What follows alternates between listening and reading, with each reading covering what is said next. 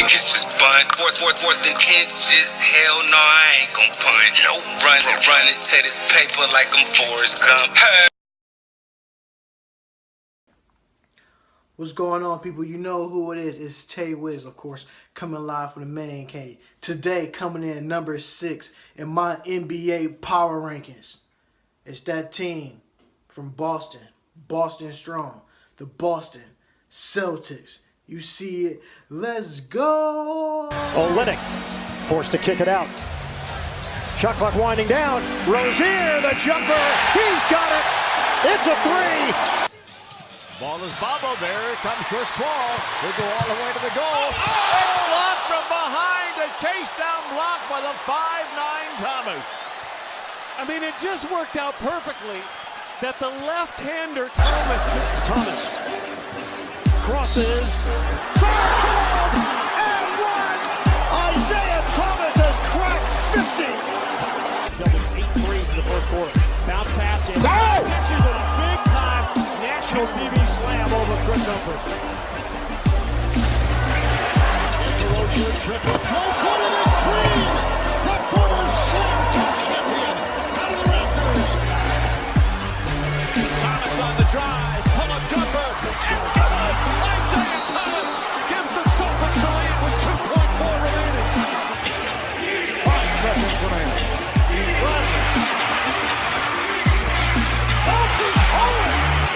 Tenth of a second remaining. The Boston Celtics, in a major surprise, have defeated the Cleveland Cavaliers here in Cleveland.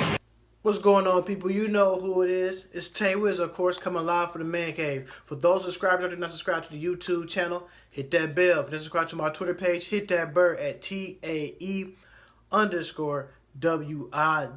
Like I said, I keep you in tune to the latest information going around the NBA. But right now, coming in today at number 6 in my NBA power rankings, the team from Beantown, the Boston Celtics. And the reason I picked the Boston Celtics to come in at number 6 in my NBA power rankings, we know last year they finished first in the East with the best record overall. But this year I got them a little bit something different. So we're going to look at all the things they added to their team, the people who left. We know last year their record was 53-29 overall, but in the Eastern Conference they was 36-16. In their division was 11-5. It is key to win your division because you can separate yourself from the pack. And this year I got the Boston Celtics winning 56 games and 26 losses. That's just my prediction. I'm looking at some key players that they missing out there. They're going to miss Avery Bradley. Kelly Olynyk is definitely going to be key when they miss them. But I look at some of the guys they added to their team. I'm looking at some veterans that they added. Gordon Hayward, all-star last year, who I thought would play tremendous for the Utah Jazz. And not only he's coming from Utah to Boston, but he also reunited with his coach Brad Stevens that coached him at Butler University. So I thought they got a 3 that they needed, which is great. They picked up another point guard in Shane Larkin, a big man who's going to play tough every night, Aaron Baines, and one guy who's definitely going to bring it every night for the Boston Celtics, who I think he fits that mold of a Boston Celtics player, will be Marcus Morris. So you get all them guys, you get the tough and grit from Marcus Morris and Aaron Baines, then you get you a nice scorer who could take the role and get other players like Isaiah Thomas and Al Horford. They don't have to do so much. But you get another option for another scorer late in the game situation. And Gordon Hayward, that was a great pickup. Danny Ainge and them guys know what they doing over there in that front office to go along with a Shane Larkin. Even though he's been well-traveled around the league, but he do understand the nuance of the basketball game to help this team get better and win. So you're looking at some of the rookies that they have, who I thought who's going to be great too. You got a Kadeem Allen, nice size body, NBA ready, who's going to get in there and who's going to get after it. So I'm looking at other guys that they added. They added Abdul Nader, another first round, another late pick. Then you added Jason Tatum, who I thought played stellar, in the NBA Summer League in Las Vegas. So you get you another 3 to go along with a Jaylen Brown, a Marcus Smart. Mark, you know what I'm saying? These guys are loaded. The Celtics are loaded. So it's gonna be hell to pay in the regular season. And this not regular season, but playoffs. But the whole thing is they gotta get together and make that team just one. So they can understand the importance where this player like to be on the floor and where that player like to go elsewhere on the floor as well. So once they get that chemistry down on the basketball court, with these guys, probably gonna be sky's the limit.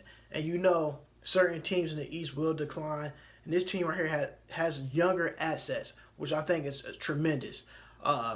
You look at a Semi OJ Lee, all these guys that the Celtics has coming in as rookies. They got like 5 or 6 rookies coming in. I might pronounce his name wrong. I want to say his name is Jurashan Ubasili, another first-round draft pick.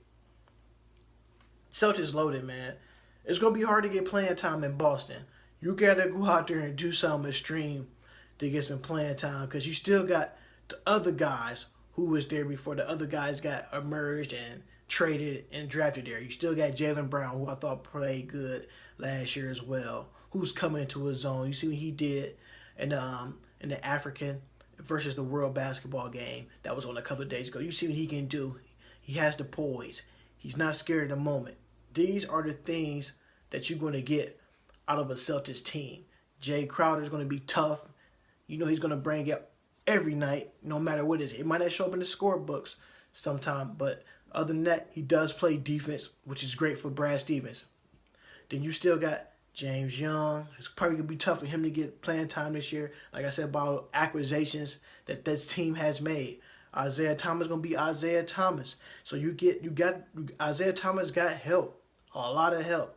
So he don't have to really go out there every night to put on a 30-point performance. Other guys can step up and take that role and take some of that pressure off him. But when he needed to go out there and score 30+ points per game, he's going to do it. So Isaiah Thomas got to help. Marcus Smart is going to do the same thing.